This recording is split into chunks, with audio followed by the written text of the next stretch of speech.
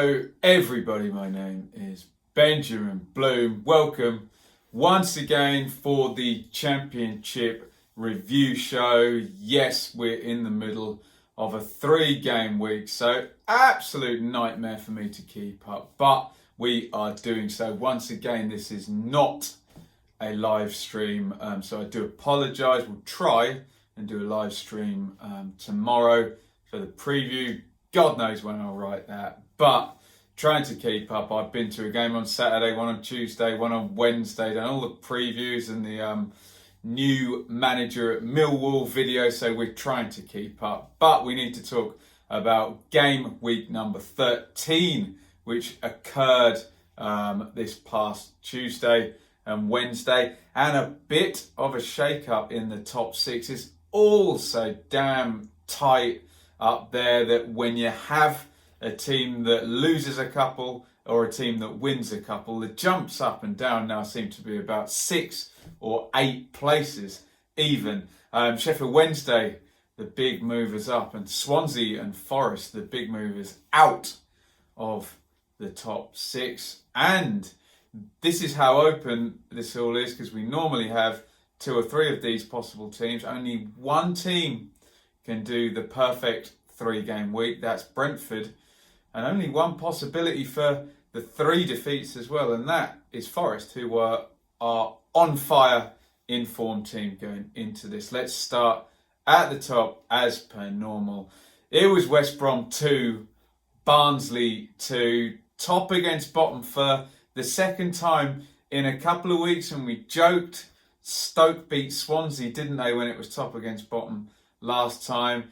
And this one was 2-0 to Barnsley at half-time. So it looked like it was going to happen again, God damn it. Woodrow scores on 18. Cavare down the right, great header in for 1-0. And then an even better one, Moat driving from midfield, puts it across to Woodrow, smashes it from, 20 yards just outside the box, right into the corner before Johnston has seen it. 5 goals in the last 8 games for Corley Woodrow. So they may be bottom, but Barnsley do now appear to have a goal threat up the top of the pitch. Sadly, at the other end, they let this lead go. Diaby gets it all wrong from Pereira's corner. I don't know what he's doing on the near post there, heads it into his own net. And Pereira gets the second goal himself. Townsend on the left arcs the crossover, and Pereira heads that one in. So West Brom, they stay at the top of the league. I guess when you look at it top versus bottom, they'll be disappointed with this result. But in the context of the game, they were 2-0 down. When you're 2-0 down, generally you take a point, don't you? And in terms of the whole run, they're 13 points from 6 games. They're in good form. You're not going to win every week. They've only lost 1 game. So West Brom are in a good spot despite not beating bottom team Barnsley at home. The side was still quite strong. Edwards in for Phillips there. They've got Higazi ready. I'm sure Gibbs will be ready soon. I think you're still going to see West Brom up there and challenging as we go. And if this is as bad as it gets, top of the league and the only team in the division with 2 points per game, then I'm sure West Brom fans will take that. Barnsley, look, it's a great result, isn't it, going away to West Brom and drawing when you're bottom of the league, but it's a 2-0 lead surrendered, which is always disappointing. My team Ipswich did this at Birmingham last season when they were bottom. It just feels like you cannot win. It looks like Woodrow's joining Moat in some good form, so I know the team needs to function, but good to have leaders standing out and playing well, isn't it? 3 draws in the last 4 is possibly something to build on for Barnsley, but it won't be enough. You can't collect 3 points over 4 games and expect that to be enough, because teams down in and around that bottom 3 will win games and will put back-to-back wins together at some stage. So Barnsley in desperate need of a win. 12 without a win. They don't have a manager. So big picture, things need sorting out at Barnsley. West Brom stay top. Barnsley stay bottom.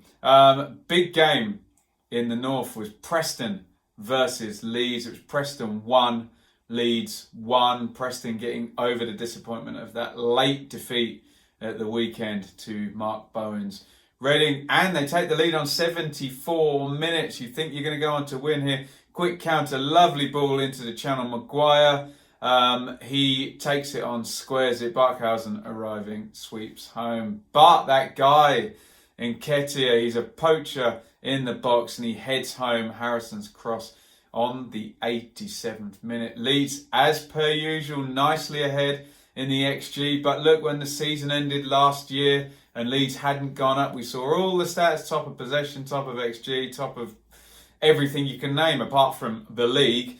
So that stuff does need to still be remedied. Still no Hernandez in midfield, no Cooper at the back, but they're back in second spot. It is slowing down and lots of traffic up there. Only 8 points in 6 games is a slowdown points per game wise, and if that carries on for the next 6 games, you wouldn't expect to see Leeds in the top 2, certainly maybe not even the top 4. So they do need to move on and put a run of wins together, Leeds, despite all of this playing well. Again, Nketiah finishes the game and Bamford doesn't. So, yeah, that's just going to rumble on and on, isn't it? Preston rotating again. In come Rafferty at fullback, Potts down the right, Nugent up top, Brown joins Pearson in deep midfield. So it looks like they're all tuned into what Neil's doing, and this rotation continues well. And Preston stay in the top 6. 6 points, 5 points in the last 5. All of these teams seem to be slowing down, the ones that were setting the pace, if we talk about Leeds and Swansea and Forest and Preston. So a bit of a drop-off output-wise, but still in there in the top 6, Preston. And the one team that has capitalised on other teams slowing down is Sheffield Wednesday, who beat Stoke 1-0, and like a sleazy man sliding into a girl's unsuspecting DMs, Sheffield Wednesday slide into the top 3. Goodness me. 1 goal was all it took in this one. 43rd minute, Lindsay makes a mess of the long ball forward. Luongo on it. And I think, did he score in the last game? He certainly scored recently. He's added that in. They've got the insurance of Hutchinson behind them. And Luongo joining in. Remember, when you've got one up front, you do need those central midfielders to weigh in with some goals. And Luongo's done that. He goes through and puts it in. 14 points in 7 for Gary Monk as Sheffield Wednesday manager. That smells like 2 points per game, and very, very impressive stuff. Team settled, system settled. Home to Leeds on Saturday. We'll see how good they are. I'm sure a few people will fancy them to win that one. Up to 3rd spot, Sheffield Wednesday. 3 wins in the last 5. It looks like when they're playing well, they're winning. Stoke, again, after those back-to-back victories, they're back to an individual mistake, costing them. They created a couple of decent chances as well, but Wednesday hanging on in there. I suppose they've broken the seal with the 2 wins. They're off the bottom, but you don't want to go on another losing run. And it was substitute defender Lindsay as well, so we'll see what happens with Carter Vickers there. I'll read up on the injury situation before the preview tomorrow. Stoke stay in 23rd, Sheffield Wednesday 3rd.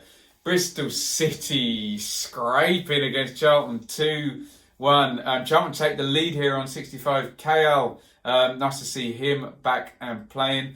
He slides through Bon on the counter, a bit of a rush of blood from Dan Bentley in goal. He comes rushing out.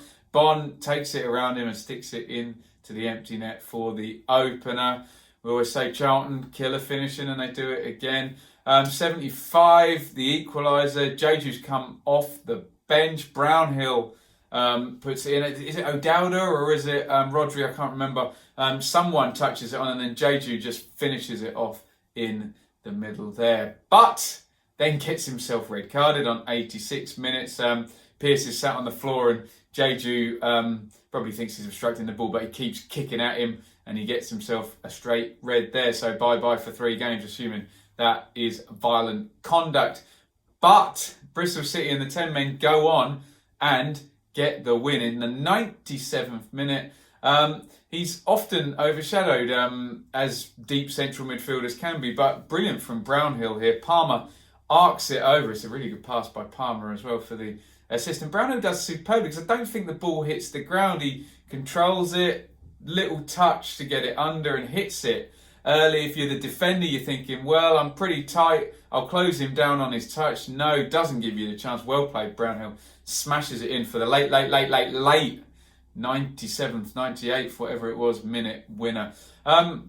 Bristol City have been drawing too many, but now you get a win, loss, win. As I've said about, who was it down the bottom there, Barnsley getting draws. Doesn't matter because you do that, win, loss, win across 3 games, and that's 6 games worth of points if you're drawing all of them. So all of a sudden you get a run of 6 points from 3 games, and Lee Johnson will be pleased with that. Jeju not trusted. He had a bit of a rick, didn't he, with Johnson at Luton on Saturday. I was there. Semenyo starts this one, then Jeju comes on, looks like he scored and got back in the good books, and then ruins it with the red card. So are we going to see Rodri get the start at the weekend? Who knows, or will Semenyo stay in there? So after the disappointment of Luton, they are back up to 4th spot, Bristol City. Charlton, I thought they'd done it again with their killer finishing, not to be today. More rotation from Bowyer, KL, Field, Lecco, all get a go here. They're staying 10th. They're kind of bottom of that now big cluster of teams. Excuse me, my laptop has password protected itself. So they're bottom of that big load of teams, 21 points, only 5 points off the top. And we say back-to-back wins at the moment is a jump of 6 or 7 places, given how this is all going. And when you get a cluster of 10 teams, haven't looked at the fixtures for the weekend yet. Some of them are bound to play each other. We know Leeds and Sheffield Wednesday for a starter there. So I'm sure there's going to be more chopping and changing up there. Charlton 10th, Bristol City 4th. QPR versus Reading. I was there. Check out my match review. Entertaining one here. Wells smashes in the opener from Eze's pass on 29. Then Puskás immediately equalises from Ajaria's lovely through ball. Route 1 for Rangers' second goal. Hugel smashes that one in via a deflection. And on 74, Baldock converts Yidam's header across there. We thought McCleary was going to put it in, but Baldock in from the cold gives Reading the equaliser. Rangers could have gone second if they'd held either of these leads, but in truth, Reading did not deserve to lose this one. They played well, and kind of both times, Rangers' goals were sort of out of nothing, really. So I'm sure they'll take their point and move on. 23 goals for, 23 against for Rangers, so it's going to be that fun type of season for them. 5th, 7 points from 3. Nice run to build on, better than others we've spoken about around there. Reading, much improved. I was quite impressed with them. More intense, more stable and solid threat up front. Ejaria looked really good as well, with Swift in that midfield. Swift a bit behind him with Renan Motor, but Ejaria in the 10 position had a lovely old time. Reading down in 20th, but are they going to flatter to deceive again like they did in August? I would think if they continue playing like that, they're certainly going to have a little move up the table. Fulham 3, Luton 2. Fulham back to winning ways after that odd 3-5-2 experiment and losing at Stoke. And Mitrovic going to bang in a hat-trick here. Cavaliero plays him in to spin and smash in the opener after 16. On 53, it's Knockout and Reed down the right and a tap-in for Mitrovic. When Fulham are playing like that, it must be lovely to play up top for them, mustn't it? And then the hat-trick, Brian, well, it's a clever free kick because it's on the right and they switch the play from the free kick and then Brian whips it in from the left. I assume Mitrovic was in on that because he was facing up and puts the dive-in header in. In between those last 2 goals, Potts heads in Izzy Brown's right-wing free kick. And they do get it back to 3-2 in the 92nd minute. Luke Bolton flying down the right, as Luton players tend to. Really good for engaging and taking people on. Low cross there, and Luar sweeps it in, but no points for Luton. Fulham back to the 4-3-3. They managed to get Bobby Reed in midfield. Scott Parker seems desperate to get him in there, doesn't he? He joins Kearney and Harrison Reed. Don't know where Arthur was in this one. So Mitro now up to 11 for the season, setting a mighty high standard, considering only played 13 games and he's already got 11 goals. He's on for one hell of a total if that stays up and he doesn't get injured. Fulham, though, still on the edge of the playoffs there, in 7th place on 22 points. But I'm going to keep saying it. Back-to-back wins over this next little period before the next international break, and you're all set, aren't you? It's only there'll be 2 more weekends after this one, and we're breaking again, aren't we? So they could do it. Luton in 18th. They're still on points parity, 14 points in 13 games. That's where they need to stay. They've only lost by 1, but I'm sure Fulham away is not where Luton's season is going to be defined. And they keep on scoring, don't they? 20 goals down there. And look, if you can score goals, that's half the battle, isn't it? When you consider all of the teams around them, even Wigan below them have scored half that amount. So have Middlesbrough, and so have Barnsley. So I'm still quite high on Luton, who stay in 18th. Now, the big losers this week have been Nottingham Forest. We've been so excited about them, building it all up very cautiously around the 2 points per game mark. Bang, bang, 2 straight defeats. Not only are they not in the automatic picture, they're now in 8th position, not even in the top 6. Again, I will reiterate, that could change very quickly, but quite brutal drop for Sabri Lamouchi, and possibly the only team who can record a 0-point week if it goes from bad to worse and they lose again at the weekend. They're the only team on 2 straight defeats over this 3-game week. Thus far on 38, Hull take the lead here. Did I mention it was Forest 1, Hull 2? Apologies if I didn't. Terrell shoots goal. It's McGuinness who's got himself in up front now starting. Well, more on that in a second. Puts it in from close range. They go 2-0 up. Terrell in behind again, squares it for Bowen. You think it's gone too far, but this is Jared Bowen we're talking about. He cuts it back across with his right foot. In it goes for 2-0. Cash gets one back 4 minutes later, running all the way through from right back, slaloming through, and then clever toe poke with the left foot for 2-1. And then you would think a key factor, McGuinness does a Jeju, and having got himself in the team, scored a goal, gets himself red carded, and that looked like a straight red serious foul play type thing as well. So he may have to be out for 3 games. So maybe Tom Eaves gets back into the team there. Nasty foul on Watson there from McGuinness. But Hull hold out and get the 3 points. So Forest, brutal drop, as I say, down to 8th spot. And that long unbeaten run has turned into 2 defeats. Carvalho and Graben back in the team now. But did Lamouchi tweak too soon at Wigan? And has that upset things now? 2 straight defeats. It wasn't broken. Did he need to fix it? We will see, because Forest had certainly been playing very, very well. Great win for Hull, though. They've been on back-to-back defeats. And with Stoke and Huddersfield mobilising behind them, I was a little bit worried there. McGuinness comes in on top, up top, should I say. But now he's got himself a suspension. Terrell was in at the 10, Irvine a bit back in central midfield. Maybe just a bit bulkier and a bit more wily up the top there. Who knows? But Tom Eaves is going to get another chance, obviously.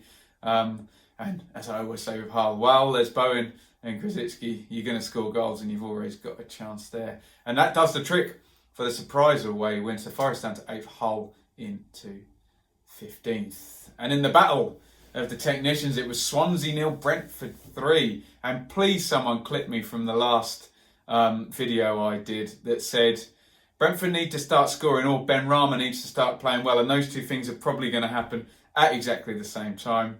Well, 6 goals later, 2 assists and a goal for Ben Rama. I think both things have happened at the same time. 30 minutes in, Makocho to Ben Rama, and here we go, off he goes, in off the right, curls it into the top corner. Brilliant.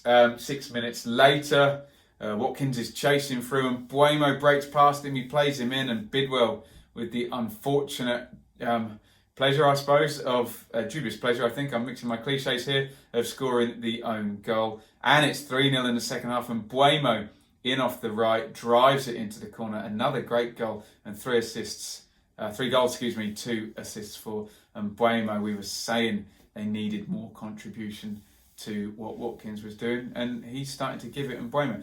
Swansea dropped down to 9th in similarly fast fashion to Nottingham Forest, but the trend downward for Swansea has been a lot more pronounced than it has for Forest. I always say, I'm not having a go at Swansea, I'm just reporting that these results now is 1 win and 6 points in the last 7 games. That's bottom 6 form, not top 6 form over a 7-game period now for the Swans, who'd started so brilliantly. So, and it's Cardiff Swansea, isn't it, at the weekend?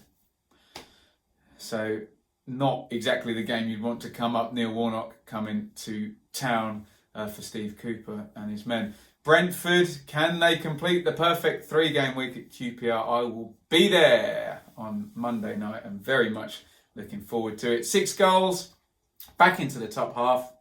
And Buemo is helping Watkins. And the main man, Ben Rama, now, is he off and setting up that 20 million transfer to Aston Villa that we all think's going to happen at some point soon. So Brentford into 12th. Swansea, 9th. Birmingham 1, Blackburn 0. Good goal this one. Colin with the only goal.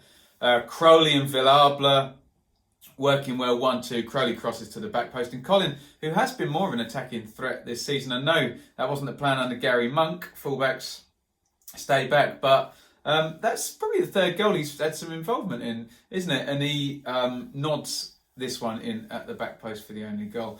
And Rabdi joins Jukovic up top this game. Otherwise, pretty settled. They've kept that midfield. I wondered whether they'd drip Bellingham in and out, but they have not. And like I said about Bristol City, they had 3 straight draws and a win-loss win. Well, Blues have done 3 straight defeats and a win-loss win, but you're now looking at 2 points per game over 3 games. So you'd say the start of some form, hopefully, if you're a Blues fan. But it's all very win-win, loss, win, loss, win, and only 1 draw in there at all. That sits Birmingham in 11th place, but they've managed to win 6 games, and Bristol City are in 4th, and they've won 6 games. So it's just about a bit of consistency and not losing when you play badly for Blues. Blackburn, well, they're down to 16th, 2 points from the last 5. Defence without Cunningham and Lenihan looking a bit patched up there, and they find themselves just above that bottom 8. As I said, only 2 points in the last 5 games. 3 to go, guys. Stick with me. Millwall 2, Cardiff 2. Another draw for these two. We should have seen it coming, shouldn't we? 6 apiece now, a league high, along with Derby for Millwall and Cardiff, the most draws. Hoylett with his normal party trick in swinging cross, and Ward at the back post gets to head it in. Just before half time, it's Romeo into Bradshaw. He fires into the top corner, right footed. Route 1 for Cardiff. Warnock, 57 minutes. Big one up for Ward. Tomlin's in the drop zone. Off to Hoylett, who looks like he fancies it as well. Maybe him and Ben Rama have woken up on the same game week. He curls into the corner beautifully. Really good player, Hoylett, when he wants to be, isn't he? 77 though. Bradshaw does it again. Bodvarsson, little flick round the corner, sets Bradshaw into the box and gets it out of his feet and smashes it in for yet another goal. Warnock won't be pleased with surrendering to Leeds. He will be pleased that Ward has come in and started scoring over Glatzel, the big signing. Ward, I think, has only started 1 game, and that's now his 4th or 5th goal, isn't it? So I think that place is his now for the foreseeable, certainly for the next game, you would think. Hoylett in down the left with a goal and assist as well. Etheridge in goal. Is the team starting to take shape, and are they going to start winning? Too many draws, obviously. Only 2 wins in 9. Only 3 clean sheets. So if they tidy up at the back there, Cardiff always score. They're always going to create chances. They've got that direct threat and so good on set plays as well that they can be having a quiet game, and they will stick 1 or 2 goals on just like that. 13th place. Only 2 points from the last 3. They say they really need a win, don't they, and a clean sheet. And as I say, South Wales Derby at the weekend. Millwall now. Gary Rowett comes in. I'm sure he's been around and about the place and overseeing stuff. But he does have a striker on absolute fire, doesn't he? Bradshaw starting to repay that fee. He was injured all of last season after a big transfer in Millwall terms. 5 goals in his last 4 games for Tom Bradshaw. Millwall 17th, 1 win in 11 though. Like Cardiff, they need wins, not draws. Don't we all, hey, though? Derby 1, Wigan 0. Had to wait till the end for this one. Shinnie with the winner in the 91st minute. Holmes puts it in. Great laugh by Martin. He's good at that, isn't he? Vintage Martin, let's just say. Shinnie smashes it in superbly. Derby got 10 points in 5 games. That sounds like good form to me. So despite that big defeat at Charlton, if you go and get a win either side of that, 6 points in 3 games, as we've said with Bristol City and somebody else whose name escapes me, Birmingham. There we go. Shinnie settled in really nicely, hasn't he? He did well in his first game, getting an assist, sitting alongside Bielik. Now Holmes moves forward to the right. Waghorn gets a go down the middle, but doesn't finish the game. Martin and Marriott is back now, so still rotating, trying to find the right formula up the top there. Maybe with Holmes moving into the position that Waghorn was operating in, maybe it's 3 players all vying for that top position at number 9. Let's see how it pays out. Derby Age up to 14th. Wigan should have got something from this. I've looked at the XG and I've watched back the footage. Both Moore and Lowe couldn't convert. Big chances in there that they probably should have scored from. And then the late knockout punch. And Wigan still brilliant at home, rubbish away from home. There you go, they stay down in 19th spot. And finally, Huddersfield 0, Boro 0. Huddersfield looking to send Boro down into the bottom 3. They could not do it. And again, as I've mentioned with Wigan, Boro carving out 3 big chances. Ayala, Assombalonga and Fletcher. Oh my God, he missed from on the goal line in the last game as well. Another hell of a miss there. XG says they should have won, but they draw 0-0. Speaking of Assombalonga, he starts on the bench as Woodgate tries. Fletcher up top with Tavernier behind him. I suspect we might see Assombalonga back after, if Fletcher keeps missing those big chances there, as Woodgate sticks with the 3-5-2, 3-5-1-1, whatever you want to call it there. 2 points in the last 6 for Boro. Not good at all, but they stay above the line. I don't know psychologically is that good, but Huddersfield are definitely coming for them, aren't they? Their unbeaten run goes on to 5 now. They've been competitive, which was the first job for Danny Cowley. He needs to move them up the table now, and I suppose they'll see that as a game against a direct rival, where the direct rival had the better moments. So still some work to do there. They are down in 22nd place. So there you go, guys. Game week number 13. All over. Your top scorers, Mitrovic way out in front now with 11. Watkins still on 8. Hugel and Wells, I see them both move up to 7 there with Johnson and Grant. And Bowen and Bradshaw both move on to 6 with Eze and Baston. And Corley Woodrow coming hard for Barnsley behind them as well. On the assists, Williams still top with 5. Key passer still Swift, but a couple of movers in there. You've got Ben Rama, look out for him moving up to 5th. Izzy Brown moving into the top 10 with Luton as well. Pereira in there. You can see these guys that make things tick. Look at that key pass top 10 and you'll find out which players make which teams tick. So that is game week 13. Apologies again that I am not live tonight. Going to be recording the Blue Monday podcast because I was at Ipswich Rotherham last night. So Ipswich comes first today, my team. As you know, if you watch the channel, I'm mixing following Ipswich and continuing my championship stuff. And hopefully as a subscriber, you'll be pleased with the amount of output I'm putting. With that being said, please hit the subscribe button, ring the bell for notifications. The more subscribers we get, the more views we get, the more we can spread the channel. Hopefully then, the more time I can spend doing this in the long run. Another thing that helps, that is my Patreon, where you can support me monetarily. This will always be free on YouTube, but I would love to make this a full-time venture, but I need to probably double or triple my subscriptions. In the meantime, I've just set up the Patreon, so if you feel like helping out over there and you've enjoyed my videos before, then please do so. Do it once, do it for 1 month. Every little helps. I'll stash it all, and then hopefully we can make a positive move into making this a bit more of a viable pursuit. If not, follow me on Twitter at Benjamin Bloom and get in touch there. Always good to hear from Championship fans, especially if you know you're going to be at a game I'm going to be at. Come and say hello, find out where I'm sitting. So I think we're through the 3-game week. Just a preview to do tomorrow, and I'll try my best to get it out live. But I think we had to settle for a Saturday morning preview last 3-game weekend. And God, I've got a match review vlog to edit as well. Too much to do. And I'm not working this week either. Incredible. Thank you all for watching. Get your comments in, especially if you're a supporter of any of the teams I've spoken about. And I will see you very soon for the preview for Game Week 14 coming thick and fast. Over and out.